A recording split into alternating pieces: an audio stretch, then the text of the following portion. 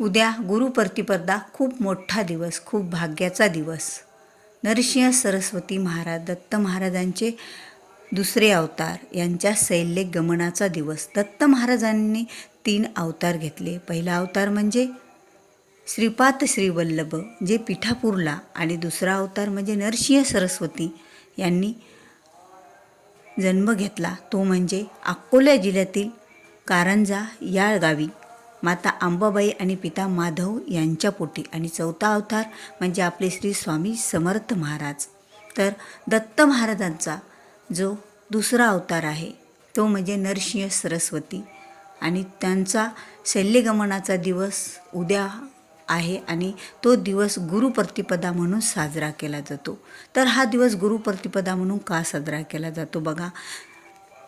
नरसिंह सरस्वती हे कारंज्यातून निघाले, बद्रीनाथला गेले 7 वर्षाचे असताना. नंतर ते दुःखितांचे दुःख दूर करत करत, सर्वांना शेवांचा मार्ग दाखवत ते गाणगापूर येथे पोहोचले.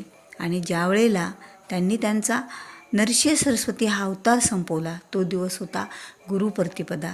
त्यांनी आपल्या शिष्यांना फुलांचे आसन करायला सांगितले, आणि त्या आसनावर बसून ते नदीच्या मार्गावर गेले, आणि तिथे ते कर्दळी वनामध्ये गुप्त झाले.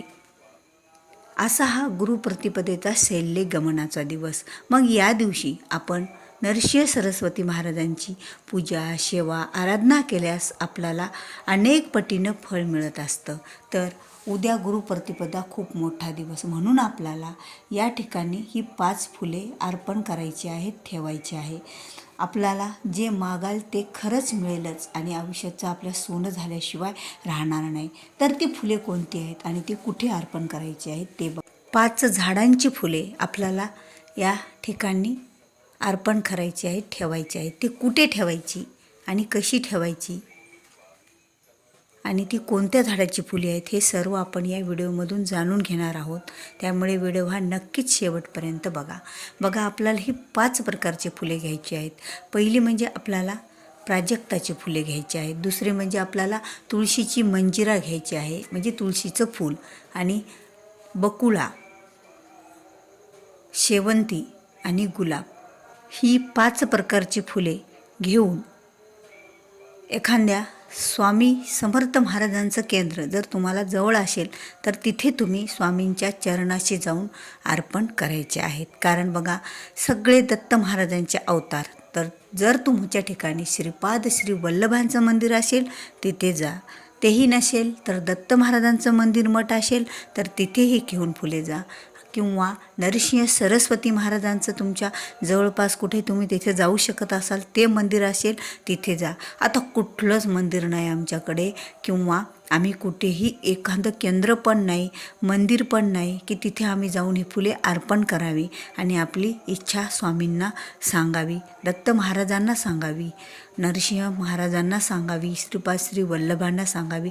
कुठलंच मंदिर नाही. आणि ही कुठलंच मंदिर किंवा कुठलाच मठ, केंद्र हे तुमच्या जवळपास नाही आहे, तर तुम्ही काय करायचं आहे, आपल्या घरात स्वामी महाराजांचा, दत्त महाराजांचा जर फोटो असेल तर त्या फोटोला ही फुले अर्पण करा. एखादा गोड पदार्थाचा नैवेद्य बनवा, घेवड्याची भाजीचा नैवेद्य करा, जेवढं शक्य होईल तेवढं करा. पण ही 5 प्रकारची फुले, ही 5 फुले तुम्हाला त्या ठिकाणी अर्पण करायची आहेत. मग स्वामी महाराज, आपण स्वामी सेवेकरी असाल तर प्रत्येकाच्या स्वामी सेवेकऱ्यांच्या घरी स्वामी समर्थांचा फोटो आहे. त्या स्वामी समर्थांच्या फोटोच्या चरणी हे फुले अर्पण करा. आणि सर्व दत्त महाराजांचे अवतार आहेत. मग स्वामी महाराजांना अर्पण केलेले फुलापासून सुद्धा आपल्याला जे मागाल ते मिळेलच, आणि आपल्या आयुष्याचं सोनं हे झाल्याशिवाय राहणार नाही. मग ते फुले अर्पण करून तुमची गायची इच्छा असेल ते तुम्ही तिथे ती इच्छा तुमची व्यक्त करा, आणि ती इच्छा पूर्ण होऊ द्या म्हणून अशी स्वामी समर्थ महाराजांना, दत्त महाराजांना तुम्ही विनंती करा. आणि त्यांना गोड पदार्थाचा जो काही नैवेद्य दाखवला असेल तो नैवेद्य नंतर आपला घरातील सर्वांनी घ्या. अशा प्रकारे ही फुले तुम्हाला या ठिकाणी अर्पण करायची आहेत. जर मंदिर असेल तर अतिशय चांगलं, आणि जर तुम्हाला नरसिंह सरस्वती महाराजांचं मंदिर असेल तर तिथे जा. नसेल तर आपल्याला घरीच नरसिंह सरस्वती महाराजांचा फोटो असेल तर तो ठेवा, किंवा दत्त महाराजांचा, किंवा नाही तर आपले स्वामी महाराज तर सर्वांचे अवतार स्वरूप असलेले दत्त महाराजांचे आपल्याकडं आहेत त्यांची फोटो किंवा मूर्ती. त्यांच्या चरणी ही 5 प्रकारची फुले तुम्ही अर्पण करा.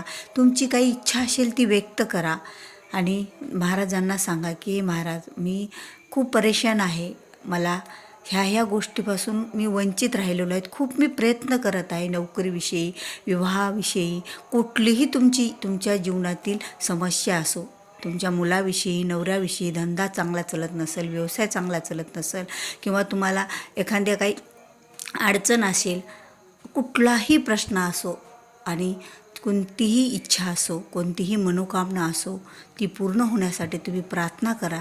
ते 5 फुले अर्पण केल्याच्या नंतर एखादा गोड पदार्थाचा नैवेद्य दाखवा. तुम्हाला तेही शक्य नसेल तर खडीसाखर ठेवा स्वामी समर्थ महाराजांना आवडणारी. त्यांनीसुद्धा स्वामी समर्थ महाराज आपल्या सर्व इच्छा पूर्ण करतील, कारण देव हा भक्तीचा भुकेला आहे. त्याला आपण भौतिक गोष्टीची काहीही गरज नसते, पण आपली एक भक्ती, आपली एक श्रद्धा म्हणून आपण ह्या सर्व वस्तू त्यांच्या चरणी अर्पण करत असतो. तो तर आपलं मन पाहत असतो की आपल्या मनात किती भक्ती आहे त्यांच्याविषयी, आणि त्याप्रमाणे तो आपल्याला देत असतो. आणि स्वामी महाराज तर आपली कुठलीच इच्छा पूर्ण केल्याशिवाय राहत नाहीत, हे आपल्या सर्वांनाच माहीत आहे. आणि उद्या एवढा मोठा भाग्याचा गुरुप्रतिपदेसारखा दिवस, ज्यावेळेला त्या आसनावर 5 फुलाच्या बनवलेल्या आसनावर बसून शैल्यगमनाला श्री नरसिंह सरस्वती महाराज गेले, त्याच 5 फुलांचाच आपल्याला त्यांच्या चरणी अर्पण करायचे आहेत आणि आपली इच्छा पूर्ण होण्यासाठी विनंती करायची आहे. कारण बघा, ज्या वेळेला आपण पूर्णतः देवाला शरण जातो, स्वामींना, दत्त महाराजांना, ते आपली कुठलीच इच्छा अपूर्ण ठेवत नाहीत. आणि महाराजांनी आतापर्यंत आपल्याला काय दिलं, त्यांच्या मार्गात आपल्याला काय मिळालं, त्यांच्या सेवेने आपल्याला काय मिळालं, हे सर्व सेवेकऱ्यांना माहीत आहे. म्हणून आपला उद्याचा जो महत्त्वाचा दिवस आहे, भाग्याचा दिवस आहे, आपल्या सर्व इच्छा पूर्ण करणारा दिवस आहे, त्या दिवसाचं सोनं करून घ्यायचं आणि आपल्या आयुष्याचं सुद्धा आपल्याला सोनं करायचं आहे. तर स्वामी सेवेकरांनो, तुम्हाला खरंच या व्हिडिओमधील जर मी सांगितलेला उपाय, मी सांगितलेली सेवा, मी सांगितलेली माहिती काहीही आवडलं असेल तर तुम्ही व्हिडिओला नक्कीच लाईक करा आणि जास्तीत जास्त सेवेकऱ्यापर्यंत, तुमच्या नातेवाईकापर्यंत, मंडळीपर्यंत हा व्हिडिओ तुम्ही शेअर करा, जेणेकरून त्यांनाही या सेवेचा लाभ घेऊ द्या. आणि चॅनलवर जर तुम्ही नवीन असाल, पहिल्या वेळेसच माझा हा व्हिडिओ बघत असाल, चॅनलवर तुम्ही अगोदर माझ्या चॅनलला कधी भेट दिलेली नसेल तर तुम्ही नक्कीच या चॅनलला सबस्क्राईब करायला विसरू नका. भेटूया पुन्हा अशाच एका नवीन माहितीपूर्ण व्हिडिओसोबत. तोपर्यंत बोलत राहा. श्री स्वामी समर्थ. जय जय स्वामी समर्थ.